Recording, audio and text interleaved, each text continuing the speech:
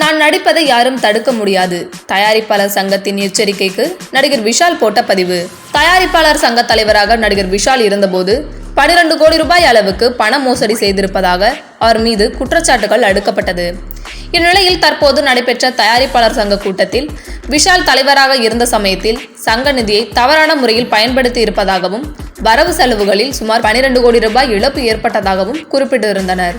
மேலும் முறைகேடாக பயன்படுத்திய தொகையை சங்கத்திற்கு திருப்பிக் கொடுக்க சொல்லியும் விஷால் பதிலளிக்காத காரணத்தால் இனி வரும் காலங்களில் அவரை வைத்து படம் தயாரிப்பவர்கள் சங்கத்தில் கலந்தாலோசித்த பிறகுதான் படத்திற்கான பணியை தொடங்க வேண்டும் என ஒருமனதாக விஷாலுக்கு எதிரான ஒரு தீர்மானத்தை நிறைவேற்றப்பட்டு தயாரிப்பாளர் சங்கம் அறிக்கை ஒன்றை வெளியிட்டுள்ளது.